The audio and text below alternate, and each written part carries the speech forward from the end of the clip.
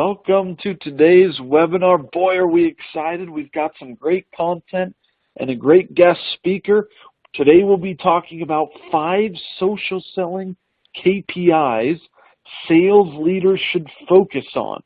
Now, before I introduce our guest speaker, wanted to play a quick video to let a few others go ahead and join our webinar.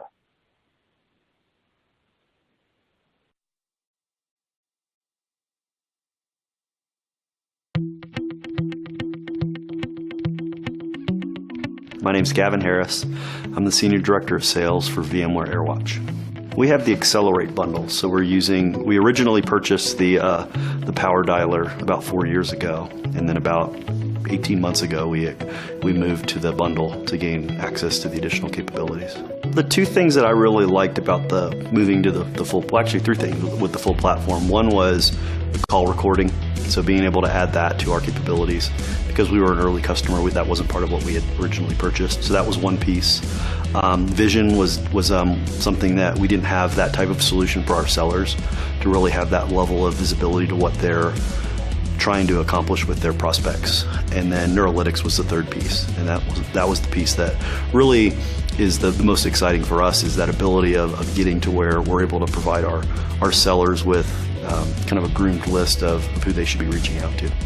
It's been great to be able to have the values of the inside sales platform and what we've been able to accomplish with as we've moved to more of a specialist model, leveraging SDRs and being able to leverage things like Neurolytics to be able to provide the lists that are defined from the technology versus us just having the sellers just calling through themselves. We really benefited from kind of picking the right platform early, and even though our initial use case was really just around being able to log dials, we've been able to benefit from really having this strong foundation. And as inside sales has matured, now we're getting the benefit of all these new technologies that they're layering onto the platform. So it's really been a good benefit for us being a customer to be able to benefit from this much more of a holistic approach to sales acceleration versus having to go out and trying to find each of these individual components from a bunch of different providers in the marketplace. You know, that ability of having one place where I can go and know that I'm going to be able to benefit from all these technologies and have the ability of tying all these things together versus me having to try to do it myself is a real benefit.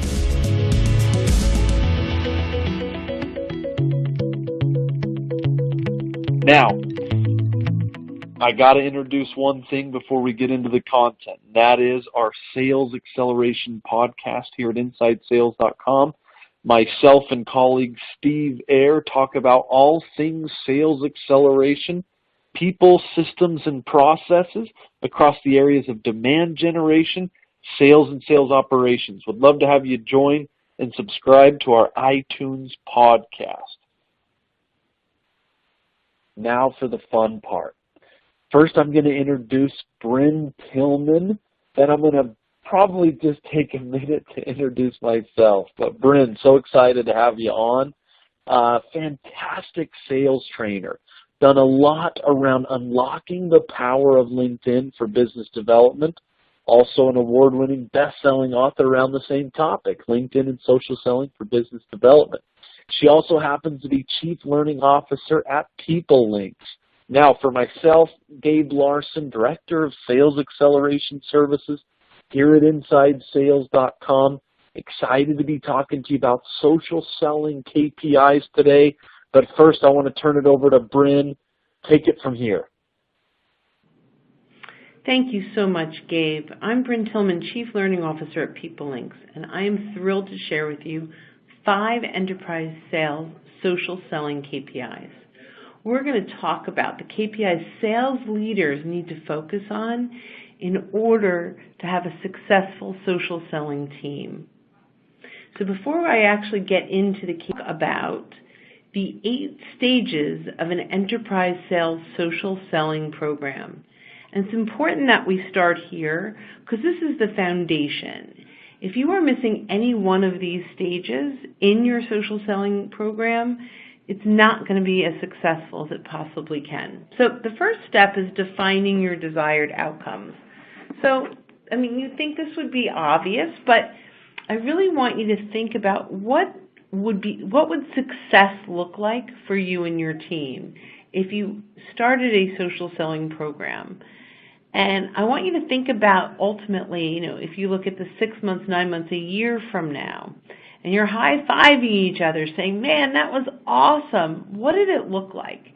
And you really want to start there and then work your way backwards to the results that you're looking on a daily and weekly basis from your team, and then even drill back further, which we'll get to in a minute, of the activities that you need to do to get to those results. The next step is buyer identification and mapping.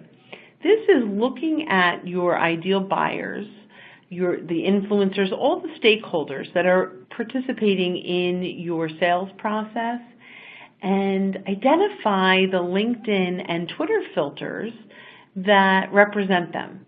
So when you go to look for more buyers like your ideal clients, they're easy to find. The third step is content curation and development strategy. So what does that actually mean? It means, where are we going to get the content that our sales reps are going to share? But not just any content that gets your audience thinking differently about their current situation, company, or even industry. And the development strategy around that. Will you have your reps blogging and submitting their blogs for approval, or will they simply be just sharing content that your marketing team pushes to them? Either way, you want to make it really clear, a program in place that's easy for your reps to grab content that's relevant to their prospects and their buyers at different stages in the sales cycle, that will help to move that sale through the pipeline. So case studies and ebooks and white papers that handle different objections that your sales reps may be hearing, or really position themselves for big wins based on other stories that are similar to what that prospect is going through. Number 4, develop a playbook and templates. This is, what are my reps? What are the reps going to do on a daily basis? You want to make sure that it's really spelled out, that you've got a playbook that they know when they walk in the morning exactly what they need to do, and some templates to guide them on what to say. And in a perfect world, this would be set up so that your reps don't really have to think about what they have to do. It's served to them. And we'll talk about that too. Next, it's the training. So once your foundation is in place, you need to train your reps, not just the how to do it or what to do, but the whys. Reps need to buy in to a new way of doing things. They need to understand that the time they invest will have a payoff. And really good LinkedIn and social selling training will do that. Number 6 is branding buyer-centric profiles. That means we are taking our LinkedIn profiles and converting them from resume to resource, so that when our buyers show up at our profiles, they learn, they think about their situation, they identify new ways to approach things, and ultimately see us as a thought leader and a resource, a subject matter expert that's worth having a conversation with. In fact, our profile's job, if we are in sales, is to attract, teach, and engage our potential buyers to have a conversation. Step 7 is to gamify, reinforce, and measure. What we can't measure, we can't manage, right? So we want to make sure that we have an easy process to manage and to measure what's working and what's not working. And this is more than just a CRM measurement. This is really identifying what activities are having an impact and gamifying it so that your reps are excited about what they're doing. Maybe it's a leaderboard, or just rewarded or awarded for really productive social selling activities. And the last piece, just like anything in sales, is coach for improvement, continuous coaching. Pull in those measurements and have conversations with your reps about what's working and what's not working so you can continually improve. The 5 social selling KPIs that we're going to talk about today. The first one is growing the LinkedIn network with the right stakeholders. So when we talked about buyer mapping, this is coming up with Boolean searches. It's identifying what are the keywords, the titles, even geographic location. What are the key things that ultimately will identify our buyers? And you need to begin to build out that Boolean search. And then for KPIs, we're going to look at our first degree connections, because here's what we're measuring. We are measuring how many people are in our network that meet our buyer mapping, that meet our ideal prospect. And so we will start with a number 1 week, right? And so we take that link, that Boolean search, and we search it the first week, and we'll come up with a number. And then we'll write that down. And then next week, we're going to check how many first-degree connections you have now. So let's say it moved from 65 to 75. We would know that our reps have 10 new of the right connections in their network this week. So that's a great first KPI to measure how many new people are in the reps network that meet the criteria, the prospecting criteria we'd like to see them engaging with. So KPI number 2, converting new connections to conversations. Well, it's what to say and when to say it. So you want to make sure that we've got some templates in place, like welcome notes. That means when someone accepts your connection request or you accept a connection request, that you're sending out welcome notes. Thanks so much for connecting with me on LinkedIn. Typically, I like to have a new conversation with my new connections so we can explore ways we might be able to help each other out now or in the future. I have Monday morning and Thursday afternoon available for a call. Please pick a time that's best for you. That's one way to go. Another welcome message could be that you're sharing an ebook or you're giving them additional value.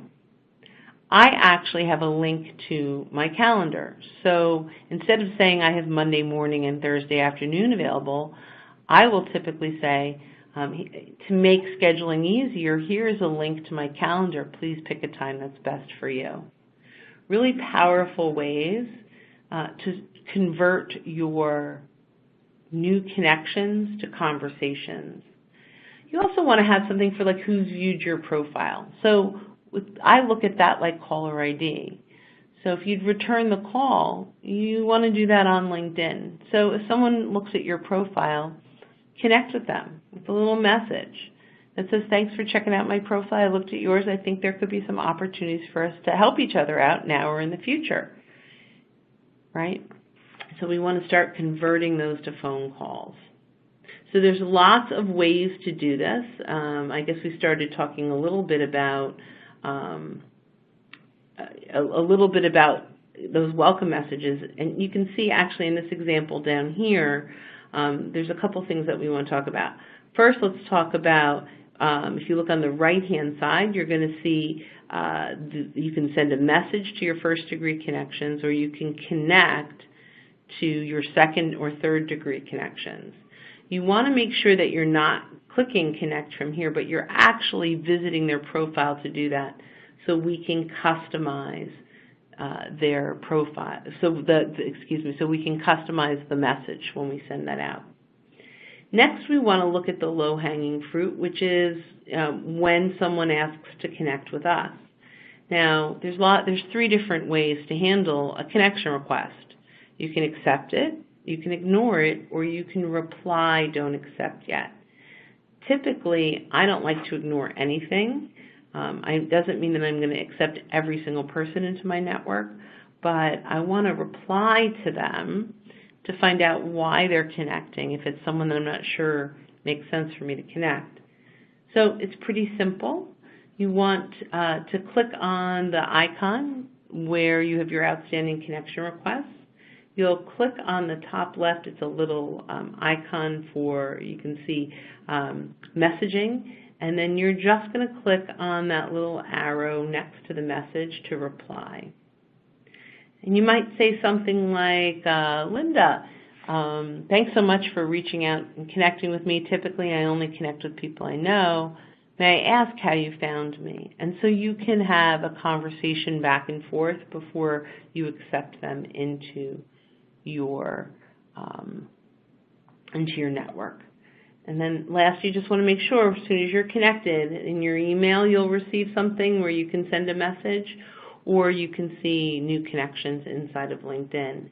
You want to make sure that you're reaching out. Next, KPI number 3, sharing relevant content. So you're going to be able to share content, curate and develop content through RSS feeds and Google Alerts. You want to have a good place that you can store all, that marketing can upload, or even sales themselves can upload content that's really relevant and make it easy to connect with. And so the KPI around, kind of measuring engagement here is really important. So once you've got the information, you want to check how many people are liking it, sharing it, commenting on it.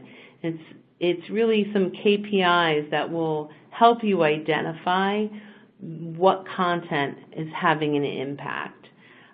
It could be as simple as just identifying views to something, or as deep as how many of these pieces of content are getting shared or comments on, and really looking deeply. Once you identify that, you can start to share it more, the right content, the content that makes sense. I use something called Feedly, which can help to create a lot of that content and curate that content. We also put it into the People Links library so that it's accessible to everybody. You'll also want to look at setting up some Google Alerts to not just send you content about your industry or your prospects' industries, but about the prospects themselves. So you can start to identify content that can really have an impact on your clients. So the KPI around this is how much are you sharing and how much engagement are you getting. And so measuring the engagement is going to come from the stats inside of LinkedIn. It can come from the stats inside of, we use People Links as a measurement tool, but you've got a lot of data that's available to you.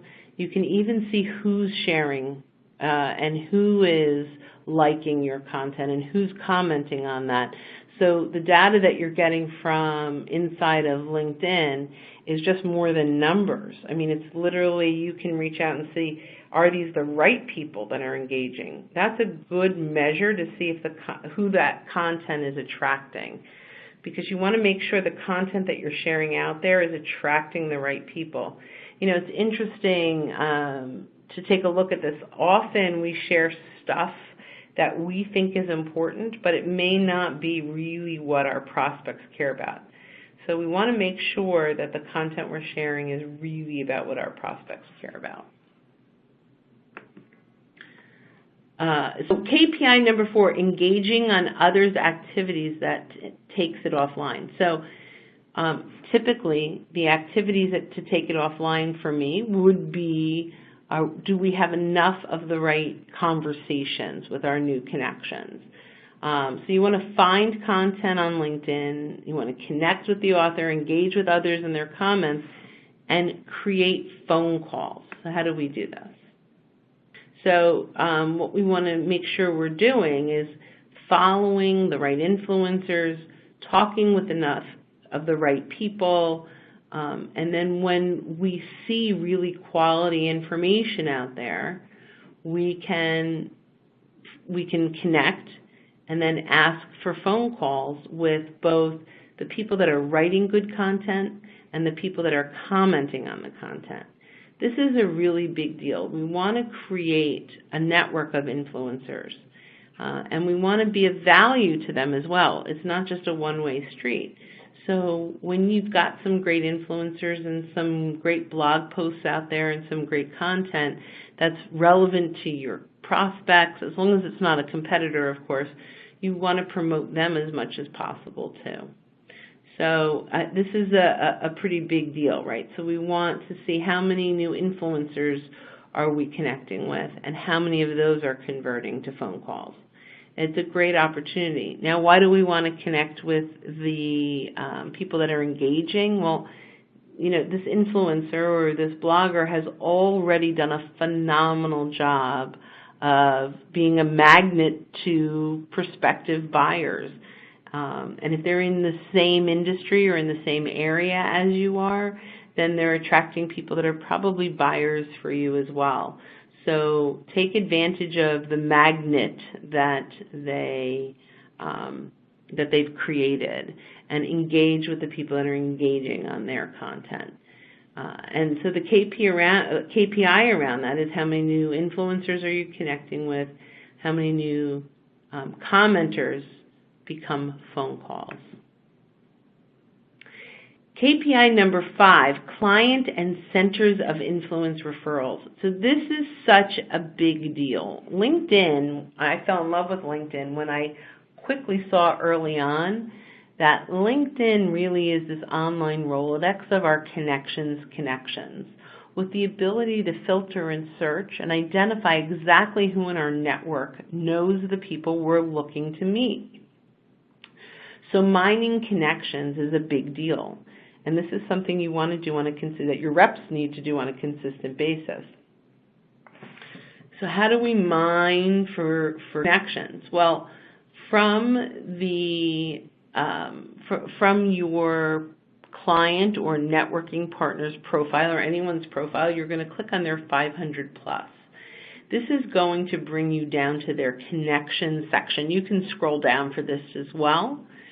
They have to be open. They can't close down their connections. If you just see your shared connections and not all, then this feature isn't available. But most people, in fact, by default, have this open. So once you get there, you're going to click on the little magnifying glass and pop in that Boolean search that you created.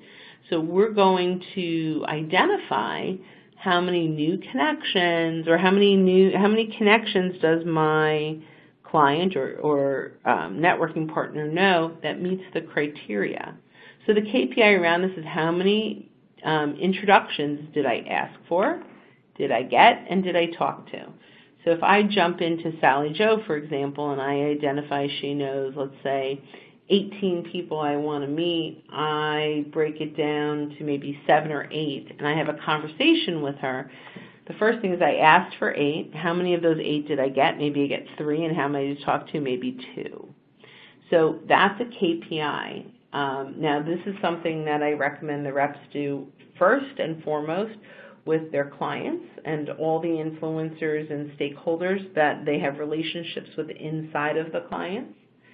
And the other people to do this with are strategic alliances, other vendors that are selling into the same clients but are not competitors. And when you start to mine these and you start to measure how many did I ask for, how many did I get, how many did I talk to, this becomes one of the most powerful KPIs that you can ever really measure when it comes to social selling. So I have a gift for you today, which is LinkedIn KPI Workbook. If you go to linkedinroi.info, you can download an ROI, a KPI workbook and a KPI calculator to identify if and what needs to be done in order for you guys to meet your goals. So it was really great to bring you the 5 social selling KPIs sales leaders should focus on. I really enjoyed talking with you guys today. Be sure to connect with me on LinkedIn. I'm Bryn Tillman. I'm the only Bryn Tillman on LinkedIn, BrynneTillman, and go to linkedinroi.info to download your ROI, your KPI workbook and ROI calculator. Thanks so much. Gabe, back to you. Thanks so much, Bryn. I'll just add my 2 cents to some of the wonderful material that you went ahead and covered. I think that downloadable document you've offered is a must-have. That you can find that, everybody, in the resources section. Thanks so much, Bryn, for passing that along. So a couple quick points on my side around social selling KPIs. I always like to break it into 2 categories of leading indicators, which are concepts around influencing future performance, and then those lagging indicators, where you're going to analyze or review past performance. Breaking it into those 2 categories, here's a couple things I always like to throw out there for leading indicators, and I think Bryn hit on a lot of these. Certainly number of new connections on LinkedIn or Twitter, how big your network is growing. I like the social selling index. I think that's a great product, a great piece from LinkedIn that they offer to be able to gauge and measure how much activity, content, stuff's being shared, and activities being posted. When it comes to those lagging concepts, guys, it is always about sales. So you can't forget about that. New opportunities from social, close a deal, new revenue. Make sure you're finding a way to actually track that back to your social activities. So my thought is always, how do you move from leading to lagging indicators? So certainly as we start with LinkedIn and reach out or Twitter, we're focusing more on a passive communication form. But in order to get to those lagging indicators, we've got to move into more active or aggressive. We got to get on the phone. We got to get calling people. We got to talk to them to be able to close deals. So I like coaching people through that concept of, depending on where you want to start or how you want to start, make sure you bridge the gap between passive and active communication forms. Start with these types of social activities, but make sure you bring in other forms of communication to really round out a tight cadence strategy. And I wanted to just throw up show you a cadence program that can work for different personas. Now, I'm a believer that not all cadences are created equal. You can't apply one cadence to every single person. So I've structured this one as a sample to say, hey, look, are you a sales development rep? You're going to have a different cadence here as you would if you were an account executive. Are you tactical or transactional versus relational? Are you focusing on inbound leads versus outbound lists? Do you want to be more passive? Do you want to be more aggressive? There's different factors to take into consideration. Now, with all of my cadences, I give them a name. You'll see that at the top. That is a 6 phone call. Then you've got voicemail next, which is going to be 3 voicemail. Then you got 4 email, and then you got 3 social touches. So I actually name them in that convention to go aggressive to passive in my cadence. So trying to bring this all together, these passive and aggressive or active communication methods, into a structured cadence based on persona really can help you get where you need to go. We want to make sure you get to the resources as we close up here. Make sure you grab those. Also, this webinar is being recorded, and we'll make sure you get a copy of it. You can send to your friends. But we really appreciate Bryn and everybody joining. I think Bryn would be disappointed if you didn't connect with her on LinkedIn or Twitter, and I know certainly that I will be. Would love to continue the dialogue around social selling KPIs, but we're now going to go ahead and move that